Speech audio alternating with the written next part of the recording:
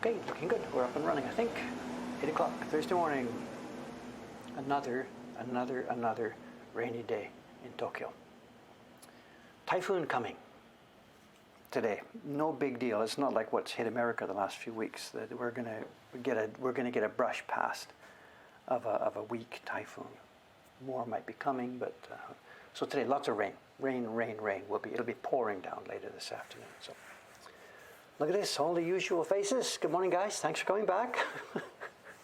I really still don't understand why, but thanks for coming back. It's become a habit, right? You've got your computer's program turn on at this time. Okay, you know what we're going to be doing today? There's some print checking to do. I guess I could do that. It's a small batch of Chibihiros.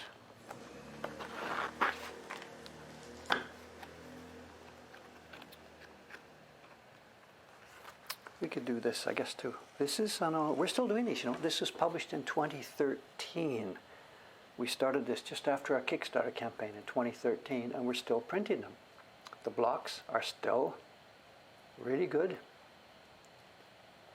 And these are still popular. They're going to be popular probably long after I'm gone. You know, the blocks will keep going. I've got to clean up a bit. There's a few places we should clean up. So I should probably do that after the stream. This is from Tsushima-san, and she was the first outside, the first printer we trained here. This was back in 2011. And without wanting to use the word in a disparaging term, she is not a trained craftsman. She is a, quote, housewife, unquote. That was what she came to us as. She had 3 kids, looking for a part-time job. And I took her on as a trainee printer. And she can do this stuff long ago. She's way past this stuff, but she's now working as one of our main printers steadily. She works back in Ome, and these days she's been working in her home. She doesn't even come to the Ome workshop. She works at home. And it was sort of a bit of a philosophical thing for me. You know, they'd all this deal about to work as an ukiyo-e printer, you got to train for 7 years and all this kind of stuff and blah blah blah blah blah. So my policy was no. You could take normal people from any walk of life, put the tools in their hands, show them a good model, and they can do it. And they can indeed. She's working very well. She doesn't work, you know, steadily full time for us as a machine printer like Kubota-san or something, because she is a mother with 3 kids. And these days in the pandemic, you know what that kind of thing entails. So she's not hugely productive for us in terms of volume of work. She just works at her pace, slowly, steadily, when she has time for it, and does very nice, quiet work. That wasn't John Amos. That was Jed Henry. That's part of the Ukiyo-e Hero series. Karen, that was the very first Ukiyo-e Hero series we did. In fact, when the Kickstarter campaign became successful in the fall of 2013, immediately I put plans in progress to make subscription prints based on the same concept. And Ukiyo-e Heroes, the Chibi Heroes, was the first one of those sets in 2013. And since then, every year we've done a set with Jed. No, I didn't reuse it, man. The Gumpy peel, it's still sitting here. I got other things to do than play around with this, but the Gumpy is still here, the one that I peeled off the other day from the surface of this block. And whatever, if I get a chance to fool around, or next time I'll paste it down and use it, maybe for one of the color transfers or something. I'm not 100% happy with this Gumpy. You know, it's thick and it peeled off wonderfully. It was great. Everybody gave me a good score, blah blah blah. But I'm finding that actually it's a bit too fragmented. I know. The layer came off, but it left, of course, look how much it left. I couldn't actually use this.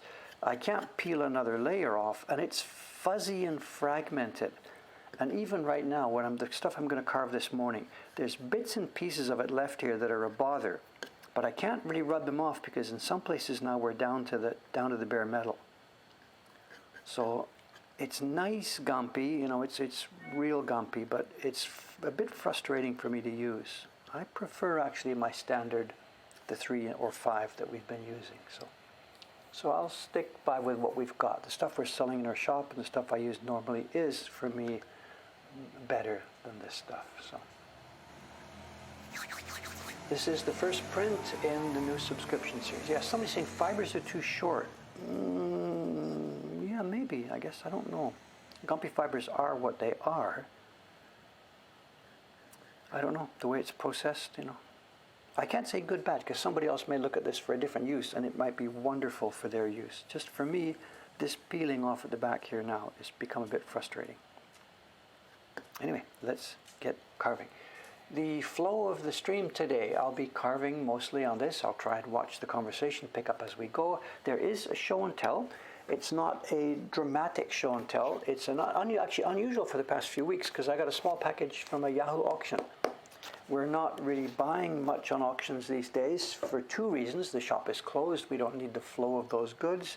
And also, it's a pandemic. We've got to preserve our money and stuff. So, but stuff that, I keep watching them, and stuff that comes up, oh, I'd like that. And if it's cheap enough, we get it. So I picked up a couple of items, and also I brought from upstairs some backup, similar items that we could show from the site. Another surprise chat with staff. No, I know nobody will be here today. I know Kira-san, the young lady you met the other day, she is probably going to be doing a Monday shift, so she might actually drop by next Monday. And if she does, I'll have to give her some instructions. She's going to have to do a bit more of a job as, not just sit there in front of the camera. She's going to have to participate more. So we'll see. We'll talk with her about that on Monday. So. You're not going to see the Oshibori truck. He came just a few minutes before the stream started, turned his motor off. So today it's just you and me here.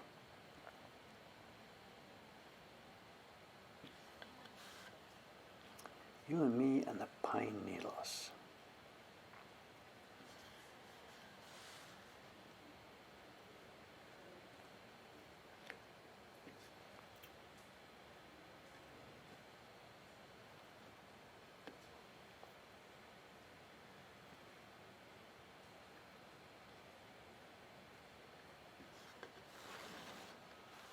I have to really watch what I'm doing here because I didn't do the tracing on this one. Sean-san did this, and he really, really did it very carefully. And when I finish this and when it becomes published, Sean-san is going to absolutely compare. He's going to compare my finished carving on this with the tracing job he did. Absolutely, I know he's going to do that. I would if I was in his position. And he wants to see how carefully I stuck with his trace lines, or if I did it roughly. So I'm really trying to. Whatever nuance he put in them, I'm going to make sure I try and catch it. Like this is a wiggle here. Okay, do the wiggle. Don't just cut a straight line. So.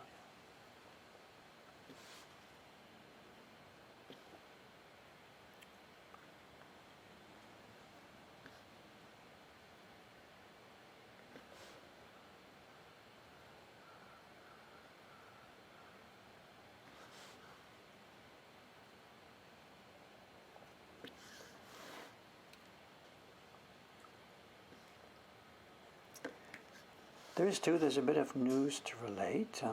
Yesterday I wasn't here in Asakusa. Yesterday Aoyama-san and I jumped on the train and we took a trip up to Niigata Prefecture. We went to a town called Sanjo. The station is called Tsubame Sanjo. It serves two towns, Tsubame on one side and Sanjo on the other. So we went to Tsubame Sanjo.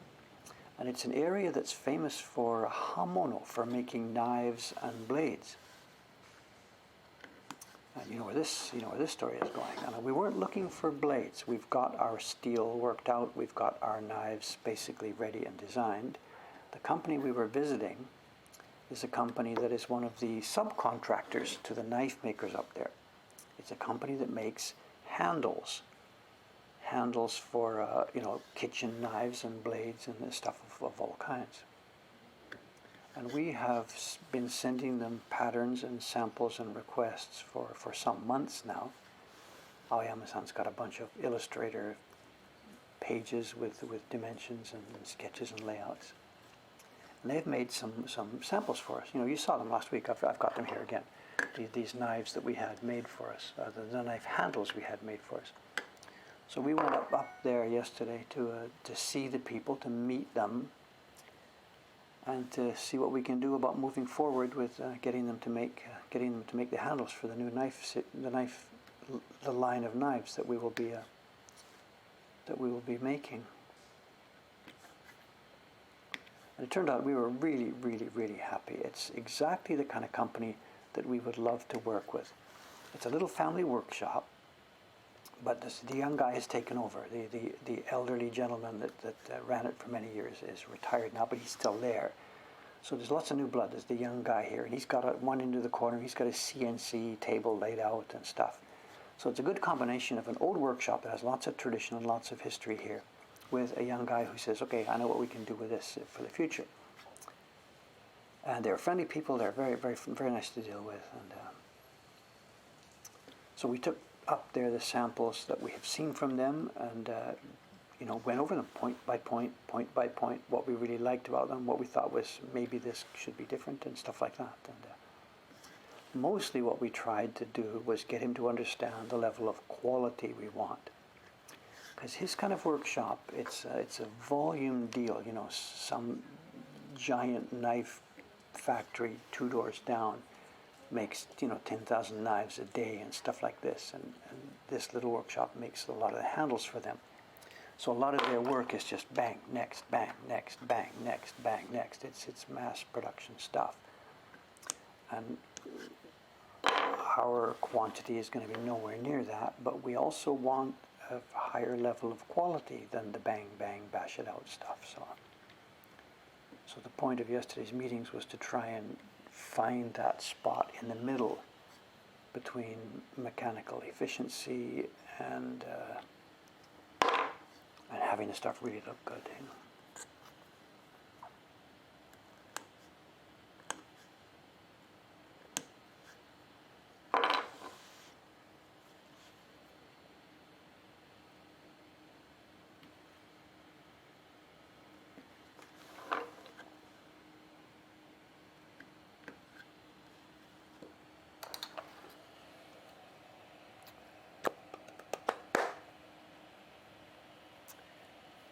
No floating pole. No, that's the other direction today. I'm sorry. I have to one way or the other way.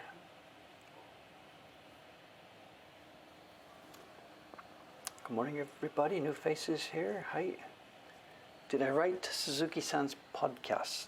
Yes, I did, actually. That was I wrote what I thought was an interesting letter, and Sadako helped me put it into nice Japanese. What day is it today? Today's Thursday. We were gone Wednesday. Yesterday morning, on the way to the train station, I popped it into the mail. So this morning, sometime presumably, the podcast people will get that. Whether they work every day or not, I have no idea. But yeah, I have put that in progress. But hontoni, I please don't get excited about that, because whatever. There's just so many variables, so many. The overriding question on that is, Dave, be careful what you ask for in case you get it. I mean, even if they do take me as a guest on the podcast, and I get there, and even if it's going well, and he likes what I'm doing, and we have a good conversation, and it seems good, and if I make my pitch, if it's quite possible that at the point when I make my pitch to the guy, his eyes may light up and say, "Oh, I know you now. You're the guy, the video. You're the pirate. Get out of here." Remember, he's a content producer, and I'm a pirate here in Japan. I have stolen people's work. That's one viewpoint, So it's quite possible this guy thinks I'm the scum of the earth. It's quite possible,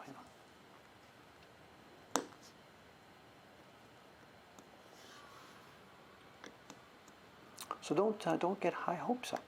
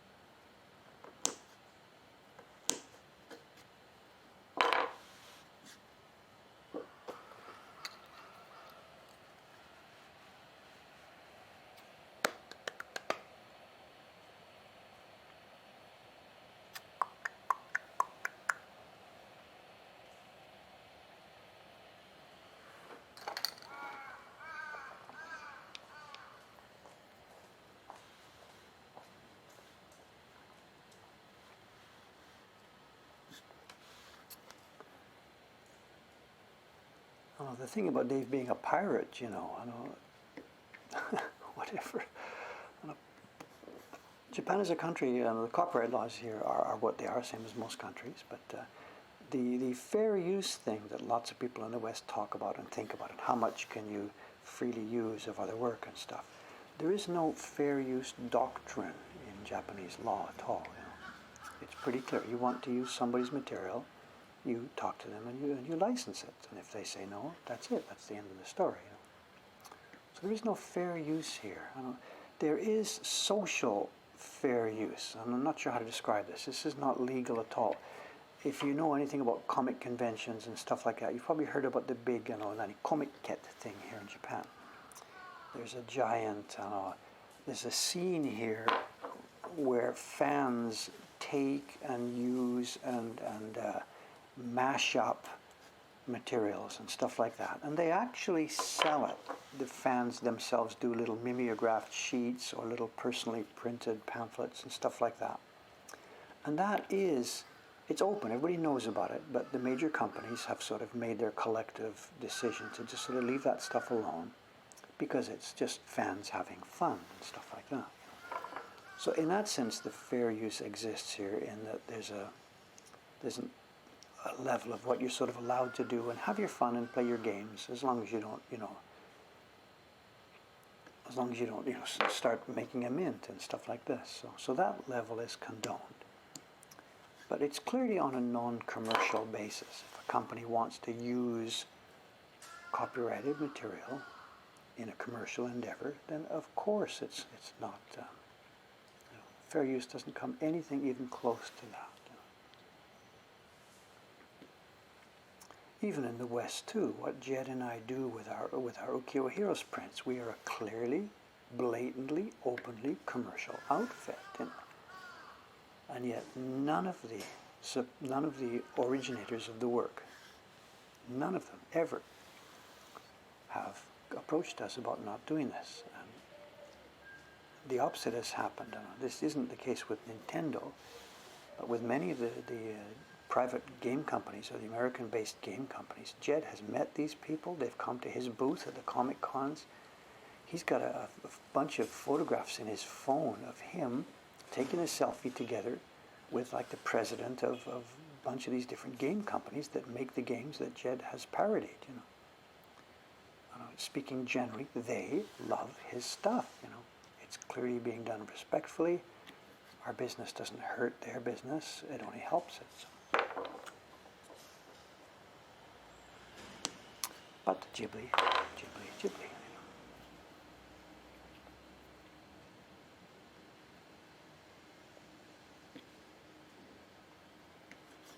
Anyway, we'll see, as I said. Just another letter has gone out. If anything comes of it, it might just be fun. We'll see.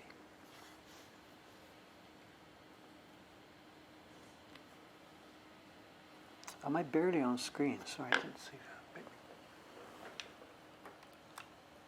Can I get in closer? I don't know if I can get in closer.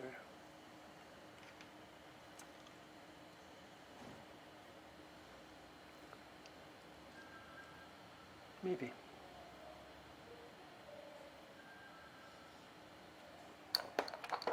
A bit better. Sorry about that. I should push farther.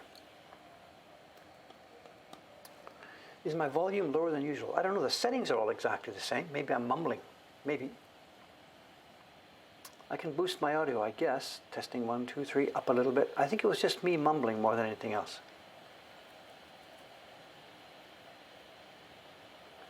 Could I repeat the size of the new paper for next year's series? I'm not sure what you mean. I don't have the number in mind. I know where you can find it though. If you go to the 8 Views of Cats website, and if you look up, there's a page there. It's not linked in the menu at the bottom, but if you look through and click through, you'll find it. There's a page of technical information on the series. It's for people to help draw their designs to put in for the 8 cats. That has the information on paper size and image size. And if you look in there, you'll find the information for next year's series. Because we're replicating. We're doing the same size exactly. I'm carving the inside first and then the sky. No specific reason. No. It's all pretty much the same thing. With a circle small circles and stuff, we do the inside first and the outside. Here I'm just, whatever. I'm just following a little river, that's all.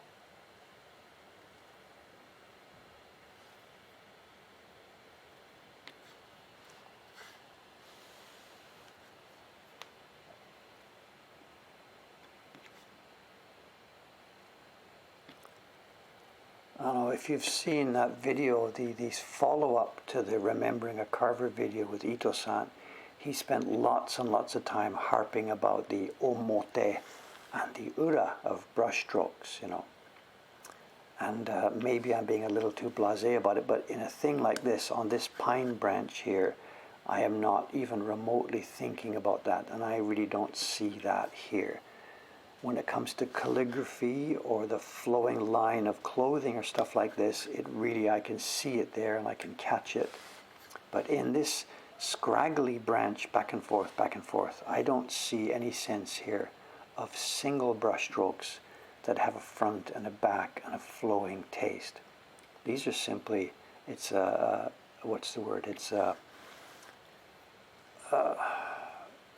to give you a taste and a feeling of what a tree branch is. And I think there's no specific brush.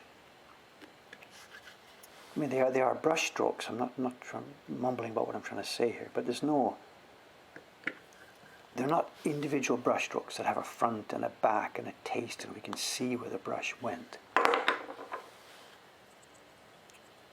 So maybe if Ito-san was watching, he'd say, no, you've got to catch that in every one of these. Maybe he would say that. I kind of don't think so, but I don't know. What do I know?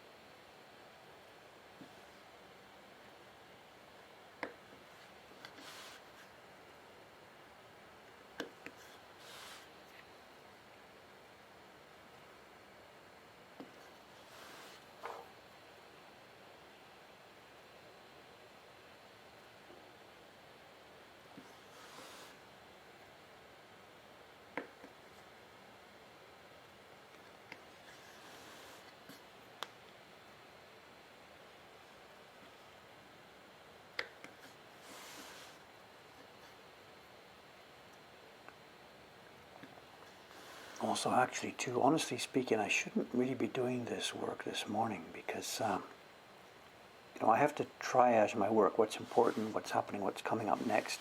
And of course, this subscription print does need to be carved. We'll have to publish it in January. But more immediately on my desk, I need to get the work ready for Kawasaki-san, our carver in Kobe. She sent an email last night. She finished the job of subscription print for November. And the blocks are on the way, and we will receive them this morning. We might get them during the course of this stream. So she will need a new job, and her next job is the February print in this series, the one I'm carving right now. So I should be, instead of carving this, I should be getting the tracing ready for her.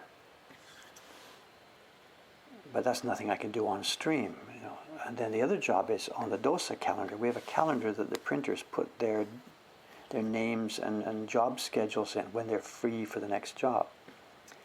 And 2 days ago, Kubota-san, one of our outside printers, he put his name in wanting a next job as of Friday, which is tomorrow. So I shouldn't actually have gone to Niigata yesterday. I should have done paper sizing for the next batch of prints for most of our printers, including him. And if I had done the sizing yesterday, it would not be dry. I could ship it to him today. He would get it Friday for work. I didn't do that, so I'm going to have to do sizing when I go upstairs this morning. It'll be dry tomorrow morning, and he'll get his paper a day late, which he will not be really happy about because that's a day's productivity lost.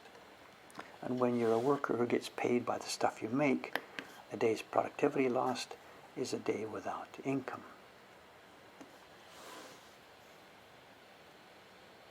So both of these jobs are something that should be priority over and above this carving. So then there's bookkeeping. It's at the end of September is the 3 months in our financial year. It's the first quarter. It's the end of our first quarter. And our new accountants want some financial reports at the end of the first quarter. That would be easy, but they want the reports based on different structure than the ones from the last quarter. We've got new accountants, and at the end of the last quarter, they gave us a list here: do this, do this, do this, do this. I've done none of that yet, and here we are now. The deadline is the end of this month.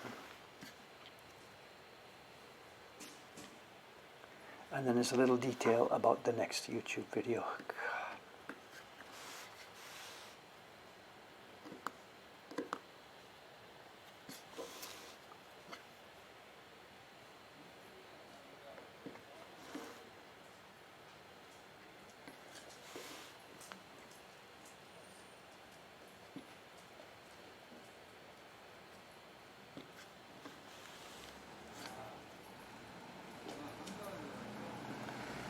I'm going to hold it there because some of this line actually is going to be part of the block, and I'm going to carve that later with a ruler. So I'm going to just hold back and not go to that line here.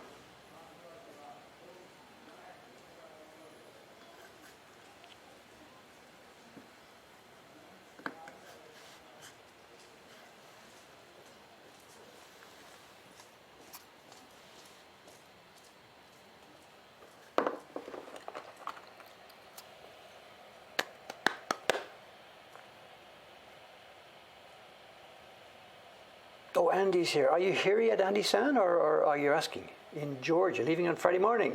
Big adventure. Big adventure.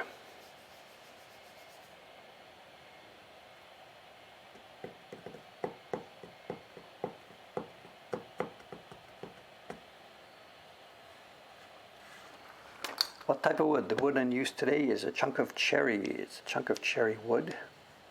And this particular piece came to us, I don't know how old it is. It's at least 100 years old.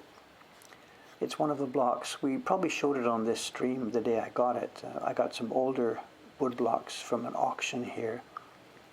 And they were really, really nice. They had calligraphy carved on the top. And they were very rich and hard and rock solid.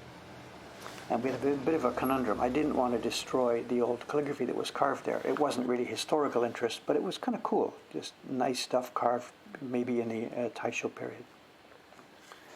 So this is one of the pieces of wood that what we did was we sliced it sideways. What can I mean? We sliced it into thinner planks, preserving the top layer that had the calligraphy, and the inner 2 layers got turned into wood blocks for us, and I'm using one of them right now. So the wood I'm using was carved already once in, we think, Taisho period or maybe early Showa. It's hard to tell. That's 1920s. So, and for a piece of wood that was used in the 1920s, it must have been from a tree that was cut down in, around 1920 or 1915 or so, whatever, somewhere around there, because they seasoned the wood well 5, 6, 7 years before using it. So if the tree was cut down in 1912, 1915, it would have been growing since, 1850, somewhere around there. So the wood I'm carving right now was, as far as we can guess, it would have been a seed in 1850, somewhere around there. Had its life as a tree in a forest in Japan somewhere. Was harvested, killed, harvested, whatever word you want to use, whatever, taken down. Used for products, a great amount of it. Most of it would have been used for products, both for wood blocks and for furniture or whatever else it was used for. And the bits and pieces are scattered to the winds and burned and decayed and gone from this planet, except a few pieces did survive because they were carved as wood blocks. And now the inner part of one of those slabs has now been exposed, and it's being used for this job.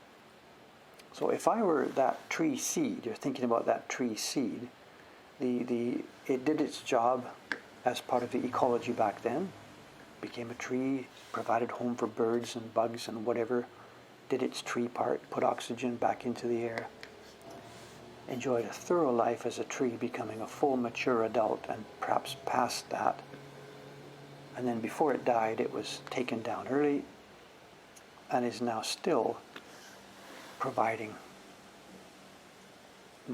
value. Is that a word we can use? Is still now providing value to the world. So I think that's a pretty good run for just some random seed falling on the ground somewhere.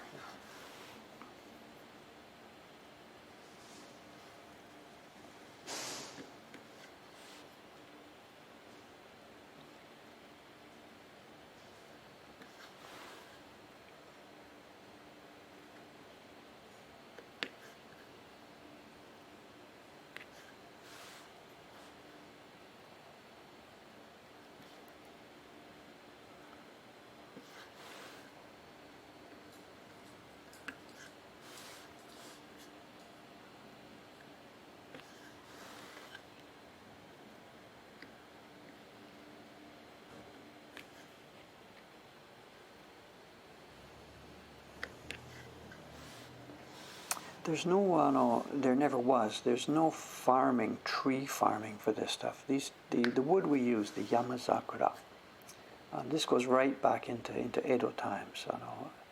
It's what do you call? It's natural. Well, a tree is natural, but what I mean is, it's not like the tree farms where they plant them all in rows, bang, bang, bang, bang, then harvest it. They're taken from wild forests, wild trees growing in the forest. And mountain cherry, well, you can get it from the name. They grow individually. They don't grow in like stands. They grow individually. They're found in the mountains here and there and here and there. And there'll be one or two on any specific mountainside and not so many others.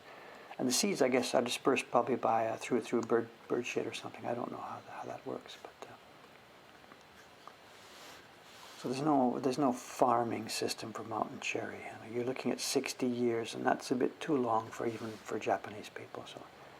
So the Japanese mountainsides are covered with tree farms, but you're looking at sugi or hinoki, which is a 25, 30, 35-year cycle. And that any given family can work with,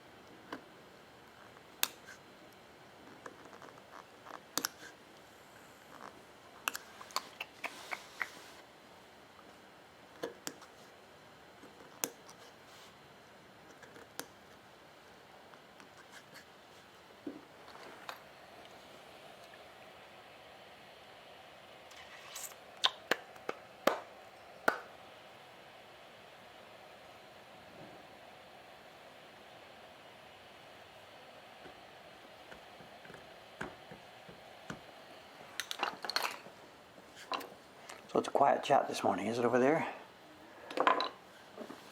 It's quiet here too, so. Asakusa, we had 4 days there, a long weekend. Saturday, Sunday, Monday, Tuesday was the last major holiday of the year, before the year end. And Asakusa was very, very, very, very busy. I suppose that means the virus count will climb probably today or tomorrow or something. I don't know.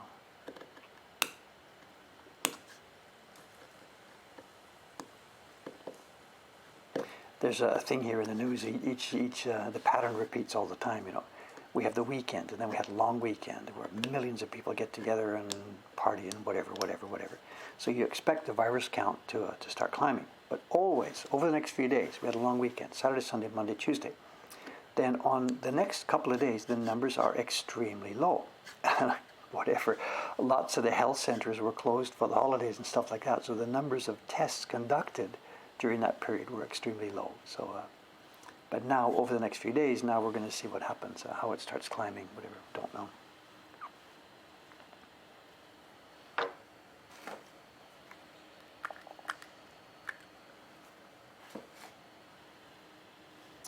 we seem to be doing okay compared to a bunch of places. I don't know. I don't know.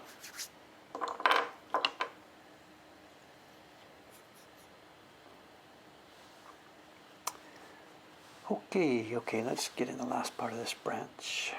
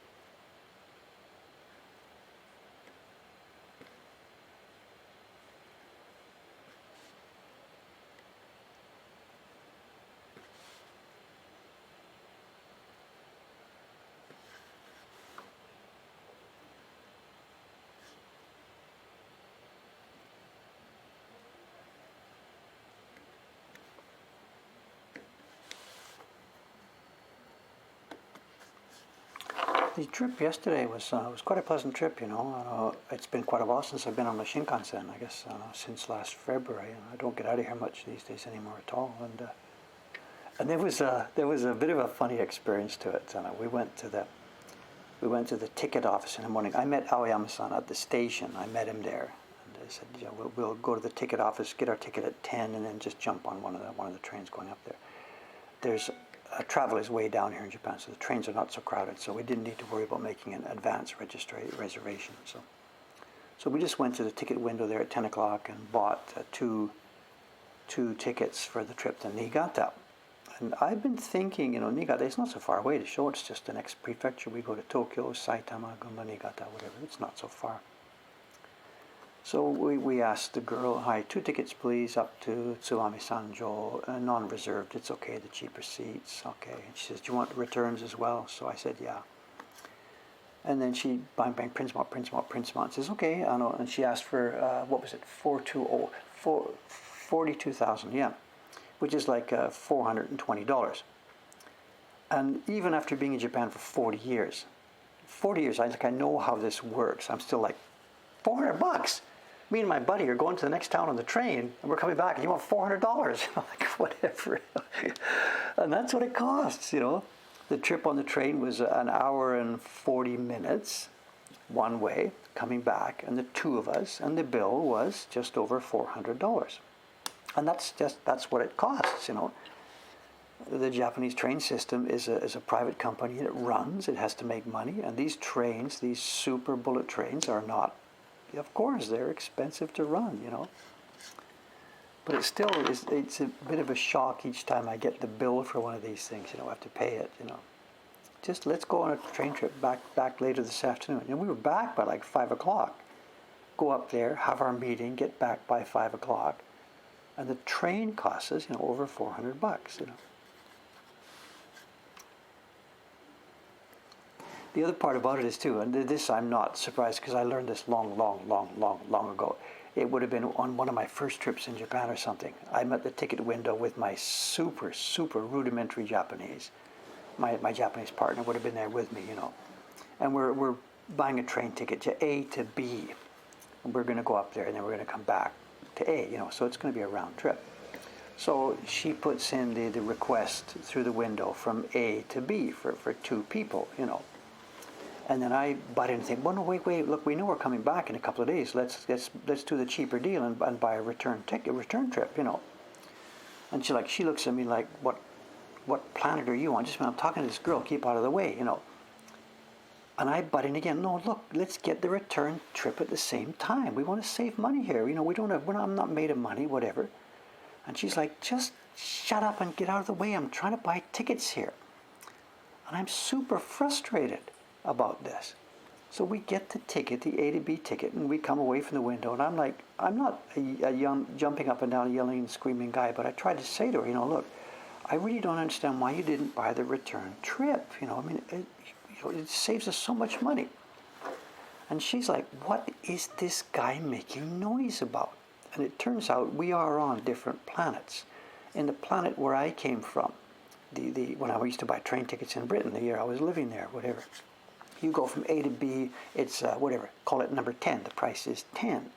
If you buy a return, then the price will be 10 plus 6 or something. So the return will be 16. It doesn't work like that here in Japan. If A to B is 10, a return trip, A to B to A, is 20. Return trip is simply the trip times 2. Like their system is, of course, it's the same distance. All the train travel in Japan is calculated by distance. What are you talking about? So I was frustrated by her, and she's like, not knowing why I'm frustrated and what am I making noise about? We'll buy the return trip on the day we buy it and we make it. And it's still, like I said, I'm not surprised anymore. When I bought the ticket yesterday, I knew we bought a return because it was just convenient, so we wouldn't have to run around going to pick up the return ticket. But I knew that, of course, that it was the same price. So. And I still think it's a little bit unfair because the price is calculated by distance. And if you go, for example, A to B and it's a distance of 100 kilometers, whatever, they've got a published price sheet. You buy a base ticket, the first X kilometers, it's like a taxi. The first bunch of kilometers are built in, then you add more. And it gets progressively cheaper. On any single ticket, the longer your trip is. So a 1,000-kilometer trip is not 100 times more expensive than a 10-kilometer trip because the scale does go down. But when you go A to B, it's calculated that way. And if, from my eye, A to B to A is double the length, then it should be calculated on the same kind of longer journey calculation. But they don't do it that way. A to B, one journey finished. B to A, you start again from 0, and you calculate it that way.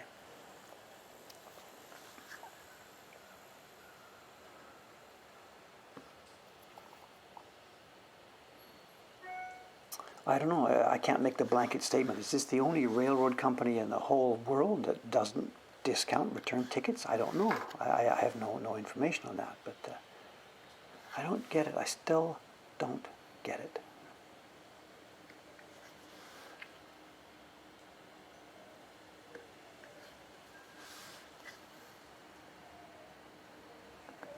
There was potentially a cheaper way to do it, which we didn't think about till we were away from the window, because the train companies do like passes and vacation getaways and weekend stuff and this and that, and it might have actually been possible to say, hey, can we get one of your vacation getaways to Niigata? A 10-day pass up there and back from Tokyo, and that might have actually been cheaper than a single trip going one way or the other. And given the fact that we're just at the end of a major holiday, I doubt there would be such a thing there. But and presumably she would have maybe talked to us about that.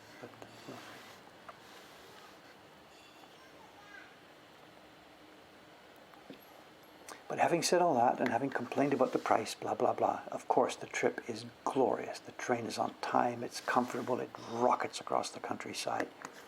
I mean, it's an experience like no other on this planet. So I'm not... Am I grumbling? I don't know. Sorry. If that's what it takes in terms of revenue to run the system in such a gloriously efficient system, then we pay our money and keep quiet and just enjoy the trip.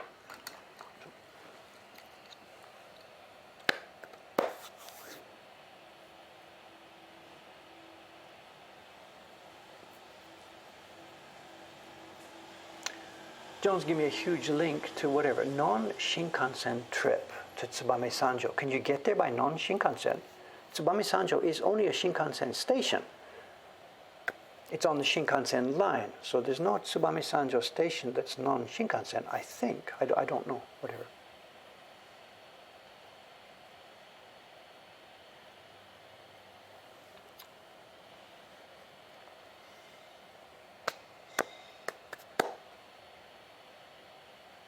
So a JR pass. So what's the minimum JR pass? But I can't buy a JR pass because I'm living in Japan. So maybe I could have written to John in advance, have him buy something through an VPN or something, whatever, send me the pass.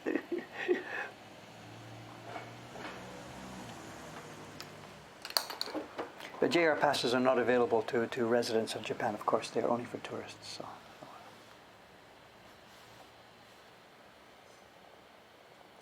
But again, not to complain. The system has to get paid. These guys are not the shacho, the president of the Japan Railways. He's not running around in a Rolls Royce. The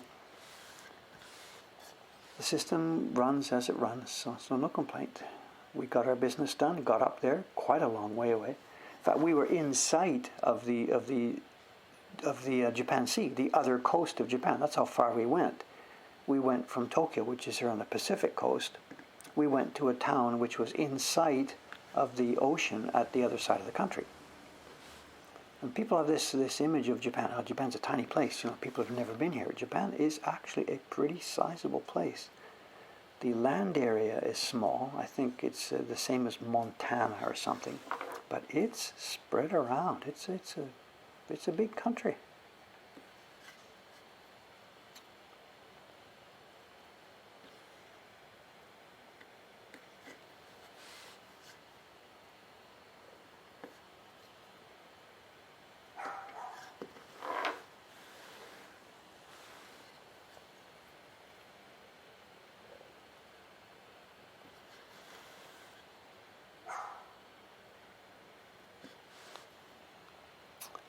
Now we're bumping up against a bird leg here, a chicken leg. It's not a chicken, it's what are they? Cranes, I guess. And I've got a decision to make. I think the bird's legs, I don't know if you can see it here. There's a leg with claws coming down.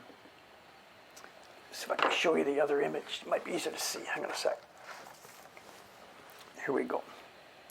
So, where we are at, and we're in this area here. I've been carving this. And I bumped up against this leg, and there's a decision to make. What we're going to do with this print is, I think the bird's legs will be on the key block, printed in black.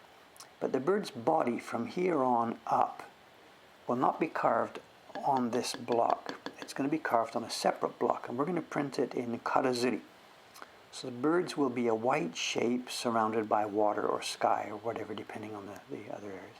And the lines of the bird's body will not be inked. They will be empty. They will be embossed. So I won't carve the body on this same block. I will carve it in the same position on a different piece of wood. And the joints where they match, they're going to have to line up exactly.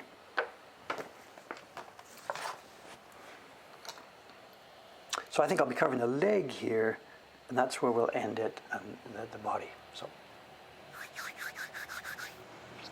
How far of a train ride in kilometers? I don't have a clue. I'm sorry. I don't know if you Google Tokyo, from Tokyo to Tsubame Sanjo Station. I don't know. I'm sorry. It didn't take 2 hours. It took just under an hour and 50 or something like that. And the trip coming back took a bit longer because it stopped at a few more stations.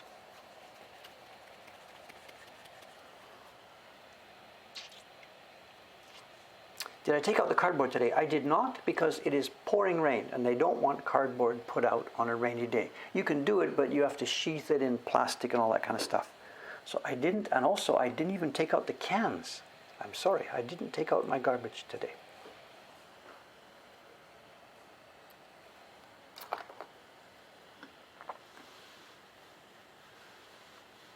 Okay, we've done some tree branches. Let's turn to some pine needles. Let's do the pine needles in this batch here.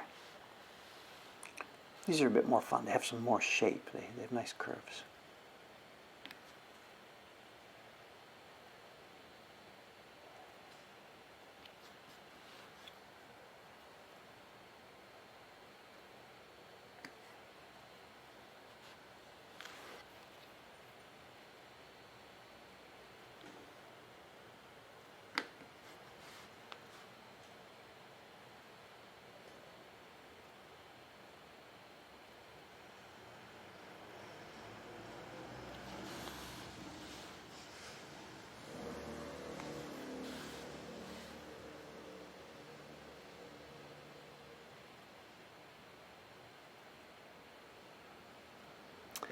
Actually, I think, before we continue here,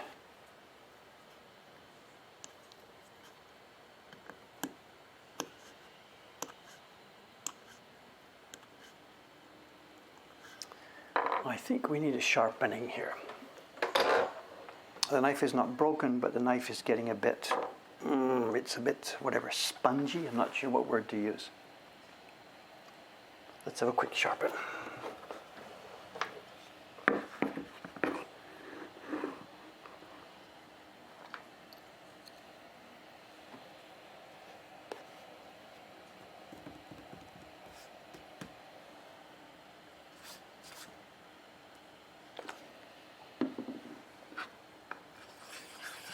The thing about these distances on the trains, oh, that's 400. I do not want 400 here, just a second. The distances on these trains, they're planning there's a new linear motor train under planning. They've actually started to dig some of the tunnels and stuff like this for it. And I think it's a boondoggle, personally. I think it's a boondoggle.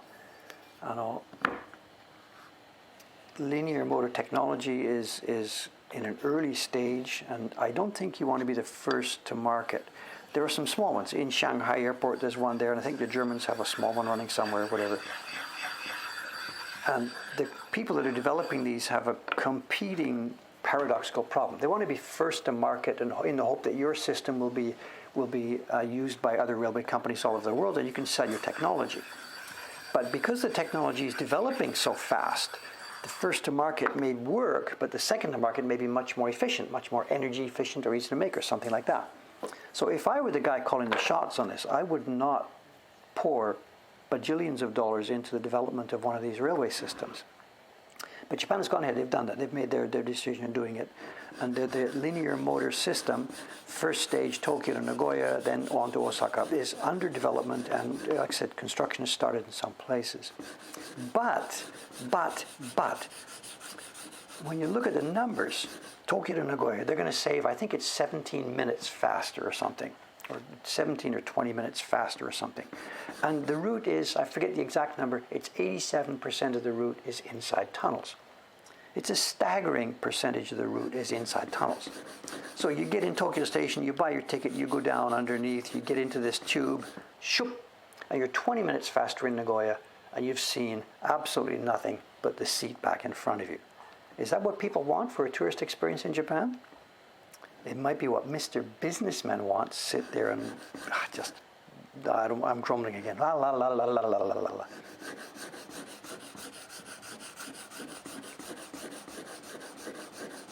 The train we were on yesterday, it's the Shinkansen, of course, but the main line that it follows, it's what's called the Tohoku Honsen, and then it's the Joetsu Sen, and it connects Tokyo with Niigata, which is in snow country. And before I came to Japan, I was reading lots about Japan, and there's a novel by Kawabata Yasunari called Snow Country. Is that the one that got in the Nobel Prize or something? I don't remember. And again, I'm paraphrasing, I don't remember the words. The novel starts with something like, and the train came out of the long tunnel, and it bursts up into the snow. The traveler, who is the narrator of the novel, started in Tokyo, and he's going to the snow country. And before I came to Japan, I read that, and that was on my it's not bucket list, it was on my list of things to do in Japan. I want to ride that train. We were in winter when we first came here, so I told my partner then, look, I want to do that. I want to take that same train.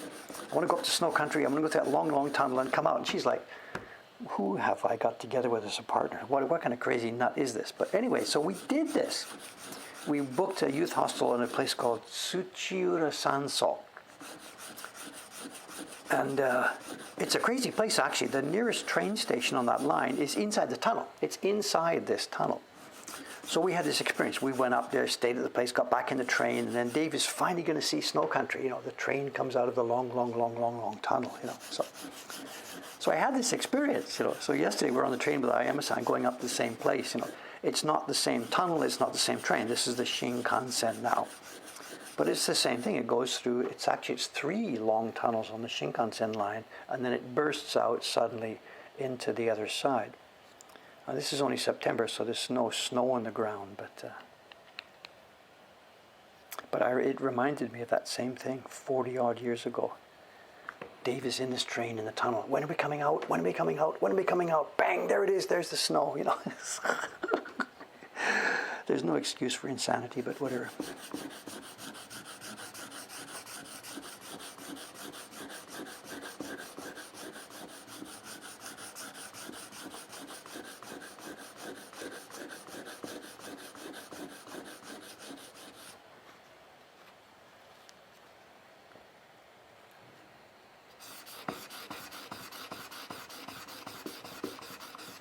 That would have been 1979, I guess. I'm not sure. 1980, 1979. I don't remember.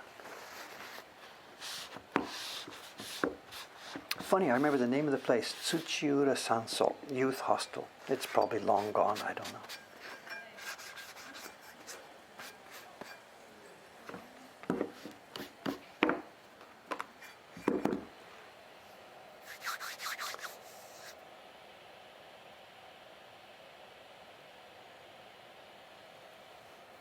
What's under the diamond stone? It's just on a piece of rubber. Just I don't want to scratch my nice stone. So it's just a support. It's nothing. It's probably was it packed with the rubber? Maybe. It's exactly the same size, so maybe it came with it. I don't remember. Actually, there's a bunch of places in Japan where there's tunnels, there's stations in the tunnels. So there's a big one on the Seikan Tunnel, the one that goes to Hokkaido. So that idea by itself is not so strange. There's a bunch, you know, if you could Google this. There's train stations, there's one train station up on a bridge somewhere. It's so mountainous that there's a tunnel comes out on a bridge, tunnel comes out on a bridge, and the train station's on a bridge. And there's 3 or 4 places where there's a station inside the tunnel. And the one I'm talking about here, I don't even know if it still exists, because the Shinkansen may have taken that all away. 4-letter word starting with D, Doai Station. It sounds like a Mid-Eastern airport. D-O-A-I, Doai, I'm sorry, my memory doesn't go that far back, but if you Google it, Japan, train station, tunnel, Tsuchiura Sanso, or something.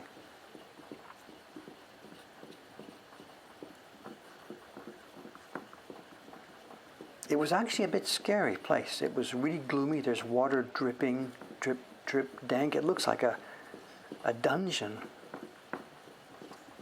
And there was nobody around. We were there in like December. There was nobody around. There was no like ski resorts back then and stuff like that.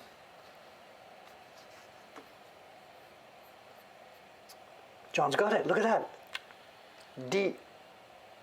Doai Station. So it's in the tunnel, right? Is that the deal? I'm sure it still exists.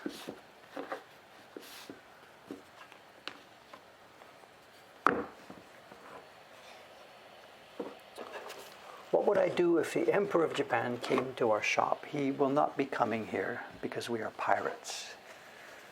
But if he came in, I would say hello, of course. What do you want me to do? But the Emperor will never be seeing our prince. He won't be allowed to get close to that kind of stuff.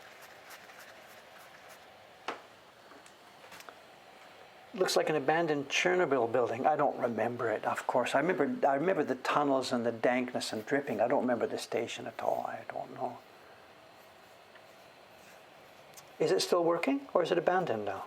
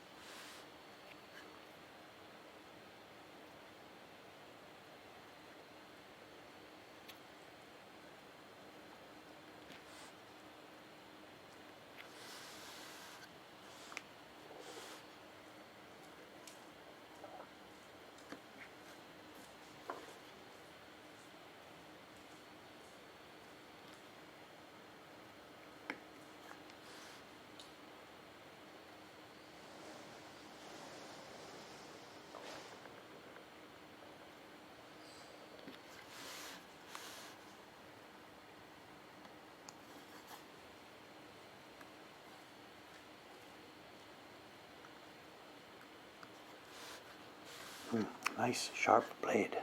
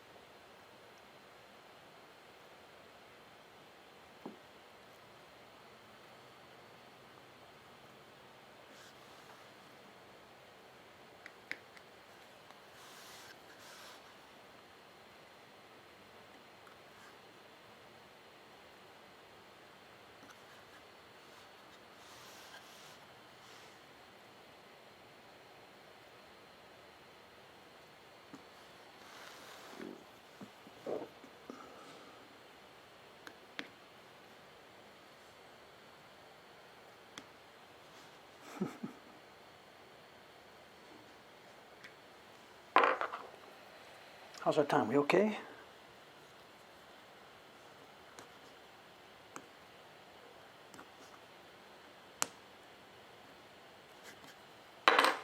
I'm actually getting some work. Oh, I should have zoomed in. Why did I zoom out? I can't remember. What was the deal? Soka, soka, soka. Sorry about that.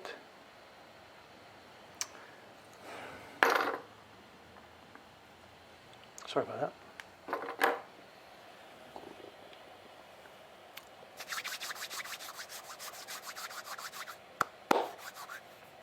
Yeah, this is the print for January. So.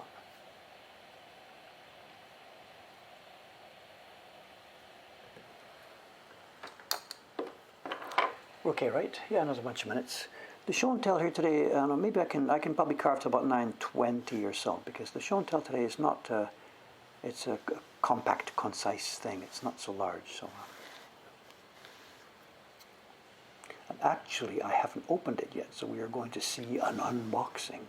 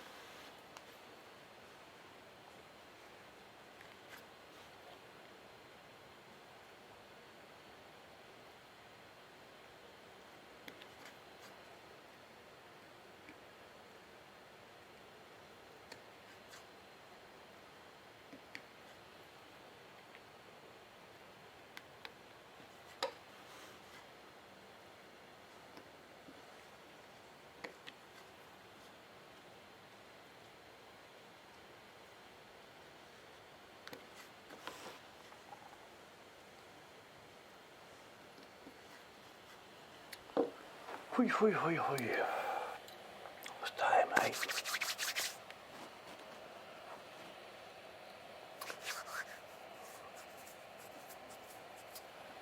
So how many times do I sharpen? I don't know, you know. Oh, if I were just sitting here uninterrupted, I guess about once an hour or something like this. I don't really know. It's not, you know, timed. It's just a feel. I felt it was getting a bit spongy, so just touched it up for a second. And the sharpening stone always sits right beside you. And sharpening is not it's not a thing like, oh my God, here I go. I have to sharpen. I can't do my work. Sharpening is just a momentary thing during the course of the work. You know, when I was younger, when I was in Canada before I came here, sharpening was a massive barrier. Oh my God, what am I going to do? It's not like that. It's just a few seconds job in the course of the normal work. For other craftsmen, it's different. The craftsman I used to visit, the guy who supplied our blocks in the old days, the planing, for him, sharpening was a major, massive thing that he scheduled. And he would do it, certainly, I guess, each morning before starting, maybe after lunch or something, I don't know. Because he had 5 planes. They're quite wide planes. And sharpening a plane blade is not a little chut like you saw me do. A plane blade is a big deal. And he had 5 of them in a row that he used. So for him, sharpening was a major, big part of the day. So. Okay. All right, we have a show and tell today, a very small item that I picked up on Yahoo Auctions. And as I mentioned earlier in the stream, you know, I'm not really participating very much in auctions these days at all because of, you know, money being what it is. But I do still have the keyword searches there. And I do get every day hundreds of notifications from the auction system here. おはようございます。どうも。ありがとうございます。着払いいったと。着払い2個です。Good。ありがとう。おー、good。よかったよ。じゃあ最初にはい、ありがとうございます。Oh, it's Christmas! Not just for me. There's a box of blocks here coming, which I knew were coming. It's the blocks for the November print. But in addition to just a minute.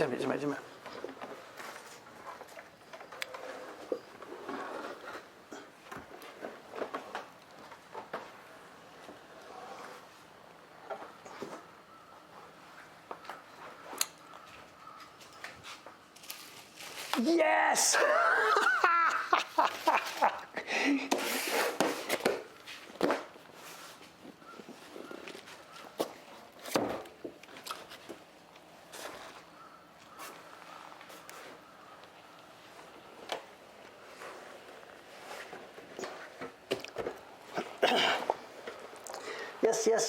Yes.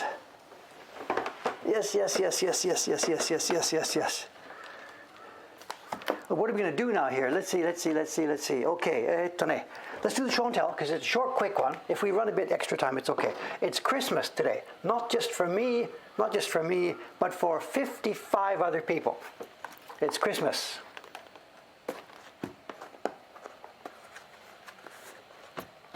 Raiders group, here we? Hi, Raiders group.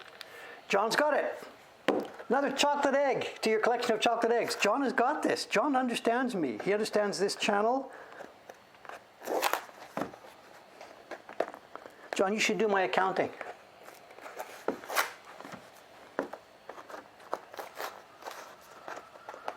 But I think also I have to take back half of your chocolate egg. It's not the new wave, John.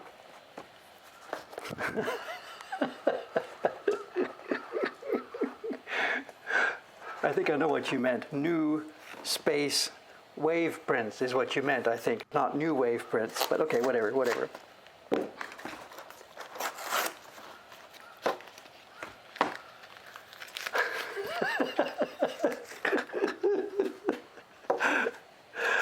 Tell you what this is showing you though. This is showing you that John spends too much time here. Get a life, guy.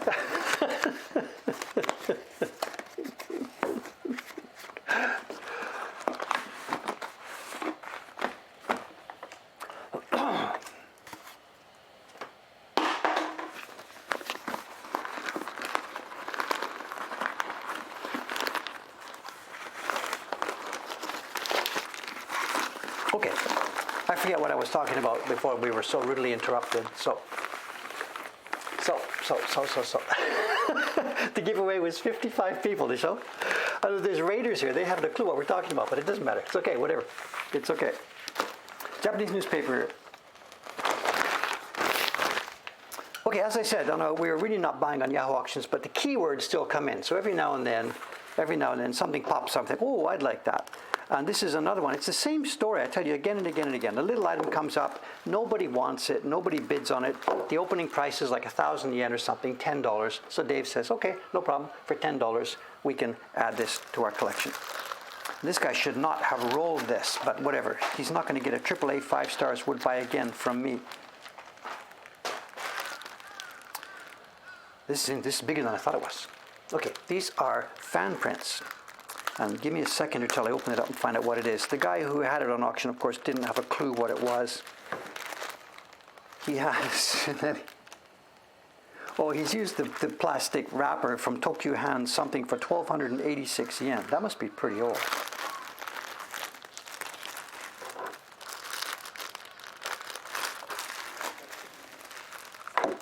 So we have some prints here, and first guess before I get to the middle of them here, these are Showa period. How do I get in here without destroying them?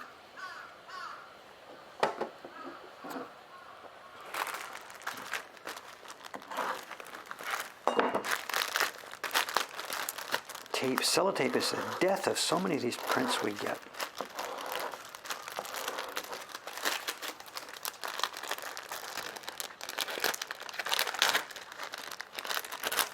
Okay, get these out of there. Get these out of their tape. Flat, flat, flat. Oh, please avoid rolling. Flat, wherever possible, flat. These are okay. He's rolled them quite tightly, but this is good washi. We'll take it. Okay, what we have here are, as you can see, you don't need me to blah, blah, blah about it. Speaking of, speaking of, these are prints from a fan workshop. It was a big, big, big deal in the old days. These are not the fan, this kind of a fan.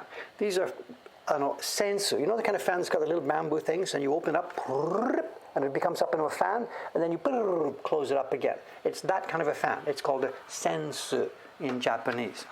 And of course, back in the old days when things were made from woodblock prints, it was a big deal. People would make prints, send them to the sensu factory, and they would do the thing about folding, bang, stick it on, and away you go.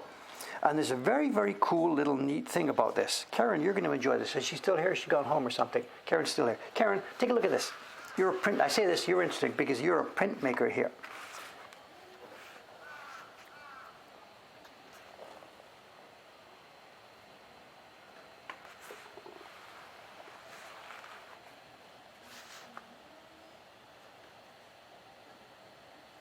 What are we looking at here? What are we looking at here, Karen-san? Bingo, she's got it. This is registration mark. How do you register a curved piece of paper on square wood blocks? What on earth do you do? There's a couple of ways they could do this. They could take a large piece of square rectangular paper, make your print on it, wood block per se, and then cut it, whatever.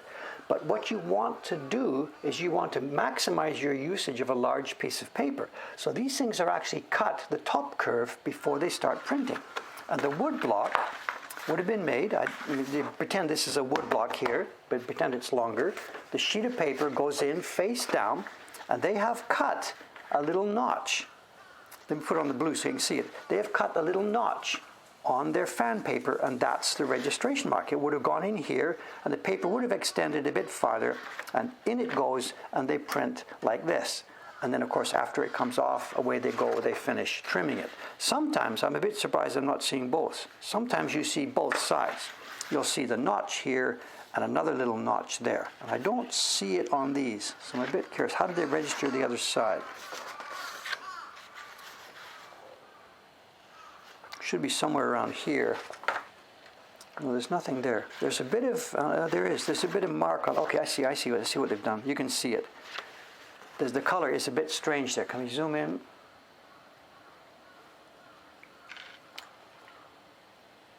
There is. There's some marks in. So they've registered as against the edge of this paper just as it is. That's a dangerous way to do this. But anyway, that's what they've done.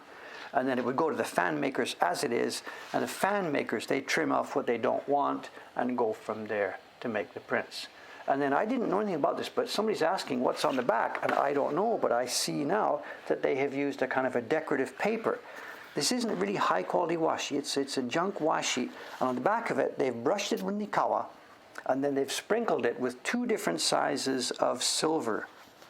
They get silver leaf, crunch it up into smaller pieces and sprinkle it on the glue. And they've done this with 2 sizes, a small size for a base and a larger size in clumps. These are random patterns. And it's a decorative kind of paper that was used also for calligraphy work and stuff like that. These are very nice items. They're even nicely carved and nicely printed. Look at this. I am very happy. Why is there such a deep blue thing here at the bottom? What's this all about?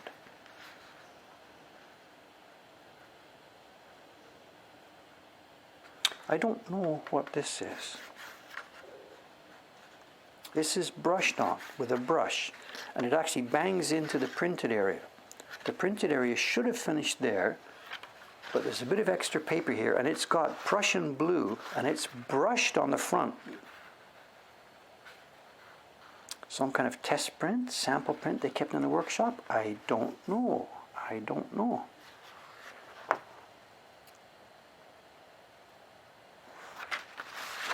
It's not great art. They've done the cheap 20th century thing. They've made round snowflakes instead of the proper snowflakes. But for a disposable fan, I mean, who cares? Who cares? Who cares? Someone's saying the handle. I don't think so. The bamboo thing is the handle. This is pasted onto the zigzag, zigzag, zigzag. So I don't think so. It's not needed for the print production part of it. Let me think about this, see what kind of an idea pops up. I don't know. And this is rich, deep Prussian blue, as deep as you can get it. And I don't know if you, can you see, look at the reflection. If I get the right spot here, it reflects sort of a gold. See that? There's sort of a gold reflection pattern to Prussian blue, the raw stuff, when we've got it in our bowl before it dries. Once you've printed it, it goes flat and matte. But when you brush it on, you've got that live. In Japanese, it's also called kinbero. Kinbero. Kin is gold and bero is bero-ai, a blue tone. And kinbero is one of the old names for Prussian blue when it came to Japan. And perhaps you can see there a little bit of why it would be called that. No, it's not a spill. It's brushed on. It's absolutely brushed on. I don't know. Okay, there we go. Nice little item for the collection. Very nice, very nice, very nice. Prussian blue made from cyanide salts. You tell me, I don't know the chemistry. But when we get it in crystalline form, the crystals are beautiful. Absolutely. They're not crystals. It's in chunky rocks, like whatever process they used to make it, and it comes up, not in powder, but it comes up in chunky rocks. And when you hold them up to the light, they have gold flecks and stuff. It looks actually like, oh my God, there's gold in these here rocks. I know nothing about the chemistry. Not at all. Nothing about the chemistry.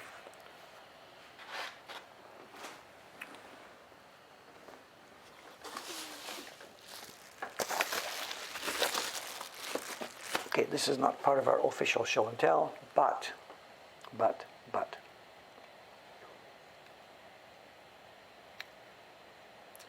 Not sure the toxicity of it. I don't know. Prussian blue is being toxic. I've never heard that before. I don't think I would eat it or drink it. I'm not telling you safe or not. I don't know, but I've never ever heard any discussion of Prussian blue as being specifically toxic. Some of the old pigments we have, the one called sekio, is absolute. It's not just toxic. It is poisonous. It's arsenic. It has 50% sulfur and 50% arsenic. That's a different story. But Prussian blue, I've never heard of any mention of that as being toxic. But don't quote me here, please. I don't know.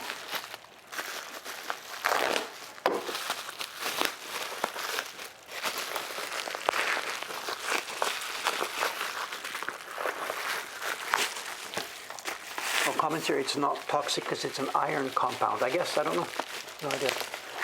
where stuff like Prussian blue can be dangerous for the printer is, as I said, we get it in stones and chunks, and of course we grind it, and we need it absolutely powder fine, the delicate powder. And if you go like this, whew, it puffs up into all around the room. And there, of course, that's clearly dangerous. Whether it's toxic or not, having that kind of fine dust in your lungs is clearly no. So when we're grinding it, it's masks, it's outdoors. We grind it with liquid, with alcohol and water.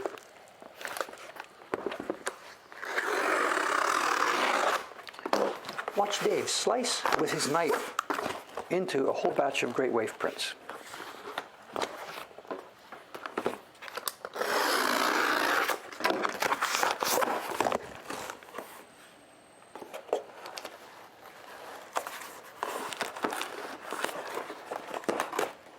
We have a memo from Yamamoto-san. Leather ukiyo-e, new catalog.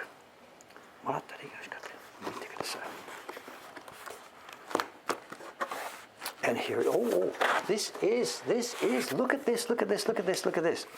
It's from Yamamoto-san, who's working, you've read his Instagram. He's learning how to print on leather. Leather ukiyo-e, Pear Slope, that's the company's name. Pear Slope new catalog. もらったのでよかったら見てみてください. Why does he say 見てみてください twice? He puts the kanji then maybe because I can't read the kanji he thinks. もらったのでよかったら見てみてください. He just received it himself, and if I'm cool with this, have a look at it.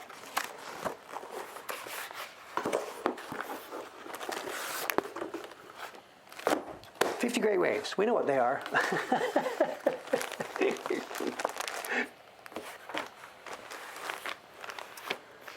Okay, this is new to me. I don't know what it is. Pear Slope, let's zoom in a little bit. This is the company he's working with to make these leather goods printed as ukiyo-e prints. First off, is there a URL? So that you guys, there is a URL. Here you go. So you can get in on this. Can you read this?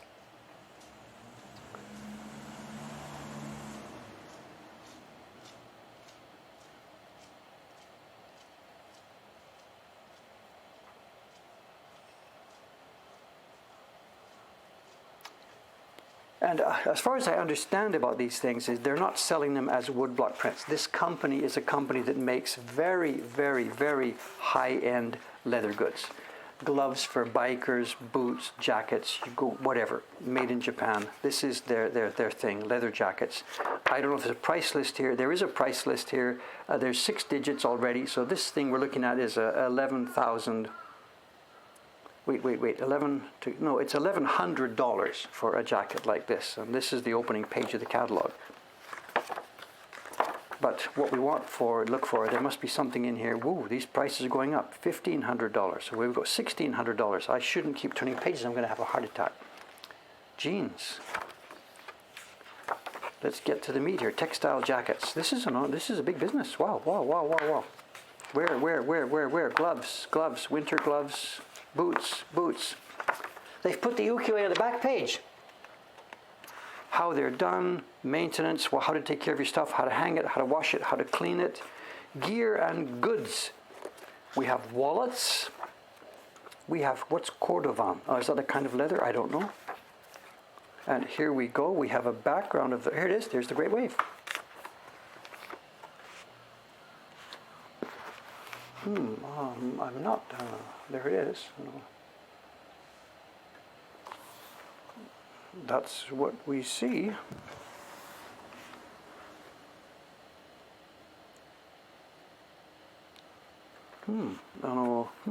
Is there no other?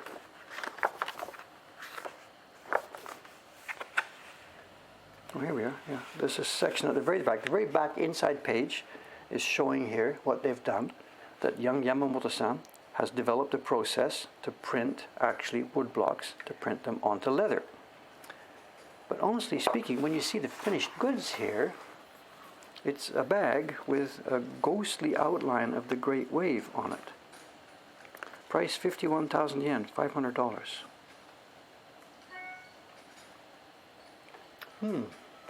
Okay. Be that as it may. What I really want is, of course, this one.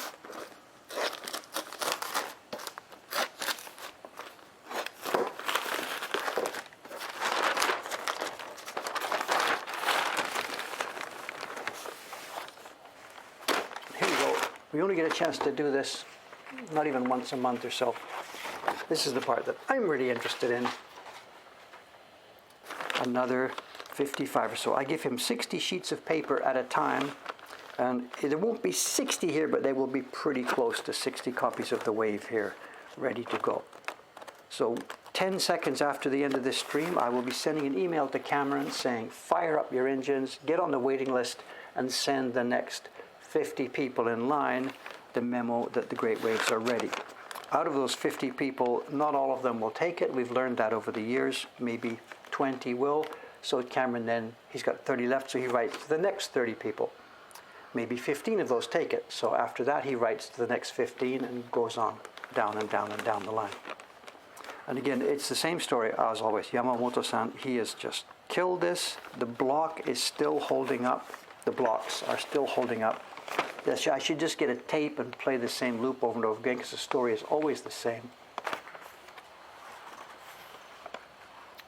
It's, again, just beautiful. The background is a deep, rich tone. The block is worn in beautifully. There's no problem with all the delicate parts, the faces, the oars, the wara. The itabokashi is holding up well. The block is fabulous. Up here in the corner where the cartouche is, look at all the wear and tear on that cartouche. Can you tell the difference, copy number 1 and copy number 2000? I don't think I can. Oh, the snow, yes, yes, yes. Come on, give me a break. Can I tell the difference? What? What? Just, and again, this but this wasn't intended to be a wonderful reproduction to show. But look at this. This is the klutzy thing. The carving is just wiggle, wiggle, wiggle, wiggle, wiggle, round, round, round, circle, circle, circle, circle, circles. That's the parody version, and this is the real version. Should I find a place side by side? I don't know, whatever. Could we find a place that has the same part of it here? This is the real version. And this is the parody. It wasn't intended. It was a fan. I mean, nobody would have wanted to pay $200 for it. They wanted to pay $2 for this back in the old days. So please, we're not. This is apples and oranges. This thing I'm holding was not intended to be a glorious level reproduction. It's still a woodblock print, still carved and printed, but very quick, very rough job. This is a very carefully prepared reproduction. So it's not fair to compare this and say these guys are jokers. That's, just the requirements were a different requirement. But it's funny, seen from a distance, whatever, there you are, it's Hokusai's Great Wave. Seen from a distance, you wouldn't really know the difference. So for a fan, it's fine, perfect. On ours, seen from a distance, you're not really going to notice an awful lot of difference. They've actually done quite a respectable job. I'm not upset about this at all. They've captured a really nice gradation behind the mountain. The blues are correct. The mood is right. The sky is right. For a cheap fan print, that's a gloriously well done job. So absolutely no negatives from me to these guys for this. Absolutely. The carver would have said, okay, this is what you want. This is what we're going to do. Away we go. I've got a hall of shame upstairs. If any of you are visiting in the future, John, jog me about this next time you're here. We've got a bunch of Great Wave reproductions made all through the 20th century. And it's not the Hall of Fame, it's the Hall of Shame. And we're saving them. One day we might do an exhibition. We'll see, whatever. Probably not, whatever. But anyway.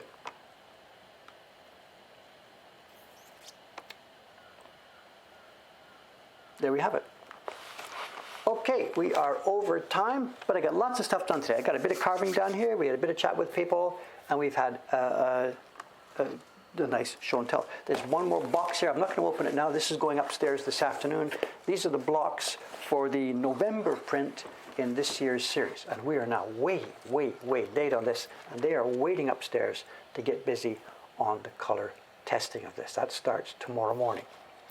So that's nothing to do with our show and tell screen. Okay. Let me get on now with my real work. Thanks for visiting us today. Today's Thursday morning. I'll be back here 2 days 2 days from now, Saturday morning, minus 90 minutes. And I'll be doing the same thing exactly. I'll be carving the same block. It'll be a repeat of today's stream with the same boring narration, and I'll find something for a show and tell, and we'll see. But 2 more days later, I'll see you for this. Thanks very much, guys. So many raiders. Just okay, no idea. I don't know who you are. Thanks for coming. Thanks for taking a poke. Come back. Thanks again, people. Bye-bye for now. Great waves. Cameron-san.